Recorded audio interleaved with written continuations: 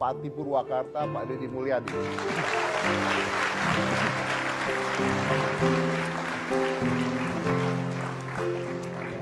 Apa kabar Pak Deddy? Baik, baik. Sampurasun. Sampurasun. Silakan Pak, silakan. Selamat malam, Pak. Oke. Saya pernah makan nasi uduk di rumahnya beliau soalnya. Ke Purwakarta. Purwakarta. Makannya banyak nggak, Pak? Oh Mas banyak, Deddy? banyak. Pagi-pagi dikasih nasi uduk. Makan nasi uduk kenyang. Siang-siang lapar udah nggak ada makanan di rumahnya. Tapi ini menarik banget Pak Deddy. Karena saya baca bahwa pendidikan di Purwakarta bisa menarik perhatian dari dunia. Iya. Nah, apa yang Anda lakukan? Ya, selama ini kan pendidikan itu selalu mengajarkan nilai-nilai akademik dalam pikiran. Sedangkan sesuatu yang dibutuhkan publik itu nyaris tidak menjadi dunia pendidikan kita. Anak pinter itu ukurannya matematikanya 9, fisikanya 9. Tapi anak-anak yang ahli pertanian nggak dianggap pinter. Anak-anak yang nendang sepak bolanya keras dia nggak dianggap pinter. Anak yang pandai berenang nggak dianggap pinter. Sehingga hari ini kita akademiknya panjangnya luar biasa, pengangguran, tapi kita nggak punya beras, nggak punya daging, kurang telur, dan berbagai kebutuhan publik yang dibutuhkan malah kita beli dari luar. Karena aspek publiknya, aspek produktivitasnya menurun. Oke, jadi Anda melihat aspek-aspek yang lain ya? Iya. Ya, ya. Tapi ini menarik karena saya ngalamin sendiri nih jika pada saat tadi. Jadi saya tuh pernah datang ke Purwakarta. Itu memberikan seminar singkat lah ya Pak ya. Iya. Jadi nah ini nih ini yang yang pada saat itu juga pada saat saya datang saya pada saat saya pulang saya berpikir ini luar biasa nih Pak Deddy nih. Jadi saya datang ke sana memberikan sebuah seminar singkat ditonton oleh para pegawai-pegawainya dari pemerintahan dan semuanya ditonton. Kira-kira seminarnya tentang apa coba Cika? Seminarnya tentang, Saya ngomong tentang apa? tentang sulap. Nah, itu yang menarik. Ya. Jadi saya diminta oleh Pak Deddy untuk bicara tentang satu hal, ya halnya apa? Yaitu tidak adanya ilmu gaib. Oh ya. Tidak adanya ilmu gaib. Dan itu menarik, kenapa? Karena di daerah-daerah terkecil dan sebagainya, seperti kemarin kita undang, nah itu tuh, oh masih ada fotonya Pak. Tidak ada ilmu gaib tapi keluar macan dari belakang ya Pak ya. Jadi karena di daerah terpencil dan sebagainya, kayak waktu itu batu dianggap punya ilmu gaib dan sebagainya. Jadi beliau ingin rakyat di sana berpikir logika dan logis pada saat itu. Ya. Kenapa itu benar ya seperti itu Pak? Ya, kita harus bisa memahami bangsa Indonesia ini kan lama masuk dalam wilayah mistifikasi. Jadi ketika melihat sebuah peninggalan peradaban sejarah, itu dianggapnya waktu itu dibangunnya oleh jin. Tetapi tidak dibangun dalam sebuah kerangka berpikir, pada waktu itu bangsa kita sudah rasional, teknologinya sudah tinggi.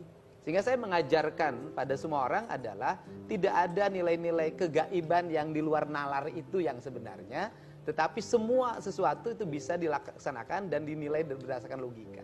Wih, luar biasa.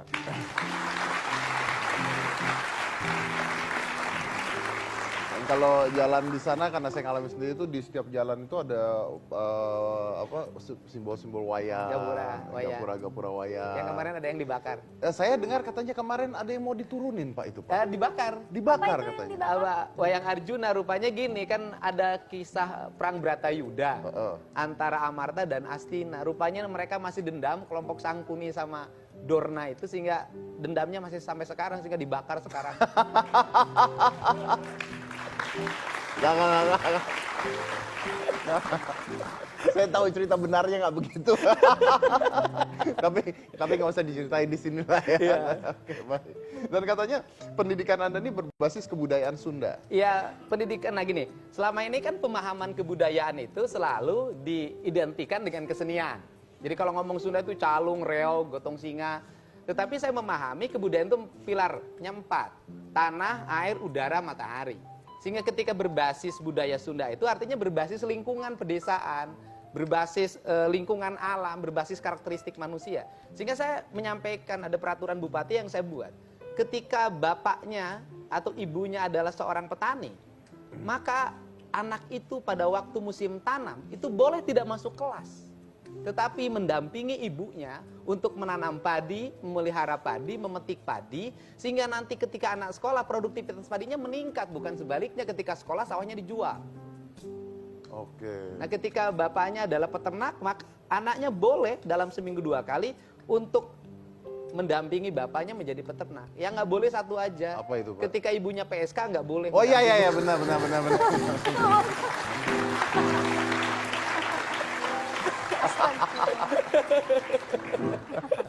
Saya jadi ngebayangin ngedampingin kayak gimana gitu. Tapi kan ini menarik loh, karena katanya siswa sekolah itu jika harus masuk jam 6 pagi. Ya, Terus bawa bekal Ya. makan dari rumah. ya betul. Terus udah gitu bikin tas harus bikin tas sendiri. Ya, betul. Gitu. Bekal makanan harus dari rumah. Dari rumah. Nggak bisa jajan, Pak, di luar. Nggak boleh. Nggak boleh jajan. Nggak boleh. Anda pelit sekali gitu, Pak.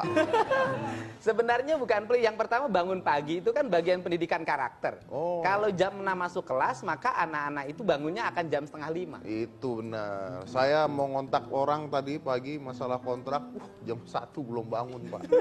Nggak tahu tuh karakternya kayak apa tuh, Pak. Kemudian Luar kan biasa. dia... Padahal perempuan, Pak.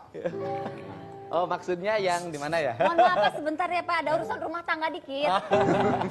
Mas Dedi, gak nyindir aku kan? Nggak dong. nggak. Soalnya ini masalahnya acaranya siaran langsung. Oh iya. Banyak yang nonton. Banyak yang nonton. Kalau ada yang tahu aku suka bangun siang, bahaya. Iya, betul. Ya? Betul. Jadi bukan aku kan? Enggak, bukan kamu. Padahal aku loh. Tapi kan itu Pak, karena aku tuh kebanyakan syuting. Nah, pas nggak ada syuting Pak, aku tuh jadi bangunnya siang. Jadi Oh, saya juga banyak syuting, sama syutingnya sama-sama saya kok. Saya setengah 7 udah bangun. Kan antar anak, jadi Antar harus anak, bangun itu pagi. kewajiban. Saya belum punya anak Pak, jadi saya kalau bangun pagi masih ayo dan Gimana Pak? Harus nggak Pak bangun pagi Pak? Coba nih buat anak-anak nih. Ya, remaja-remaja. kalau kita mengukur derajat kesehatan hidup kita memang harus bangun pagi. Betul itu Pak. Bagi mereka yang tidurnya agak sore. Nah, Iya, kalau tidurnya jam 2, iya Pak. terus bangunnya pagi justru nggak sehat. Oh, tapi kalau dia tidurnya jam 10 malam Pak, bangunnya jam 1 siang itu Nah, gimana itu Pak? salah satu karakter yang dimiliki. Oh. Itu keunikan yang sebelah sana. Iya.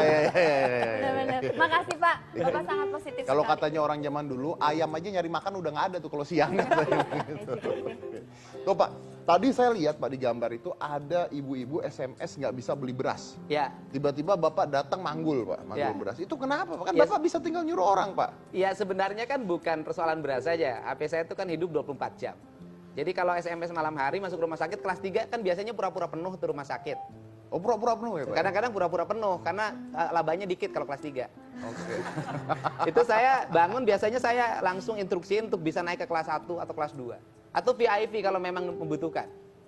Jadi kemudian masalah beras ya memang saya buka ruang bagi masyarakat untuk menyampaikan apa yang menjadi problemnya. Tapi kan nggak mungkin, masa Bapak tiap hari ngantar beras? Lah enggak sekali-kali, yang ngirimnya juga paling hanya 2 bulan sekali yang minta beras. Oh, Tapi sekarang udah selesai, nggak akan ada problem itu. Kenapa?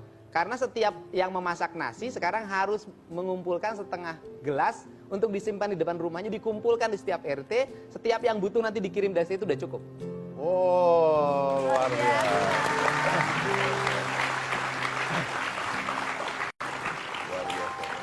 Ada namanya, keren. Apa itu? Namanya IPRELEK, karena itu dimasukkan dalam sistem IT Apa kita namanya? dilaporkan. IPRELEK. Apa? IPRELEK itu beras yang sedikit itu namanya perelek orang Sunda. Oh, Itu masuk dalam sistem layanan web kita nanti dibuat dalam ada minggu di depan. situ ya? Iya. Terus katanya Bapak juga selalu didatengin masyarakat pada saat subuh, Pak.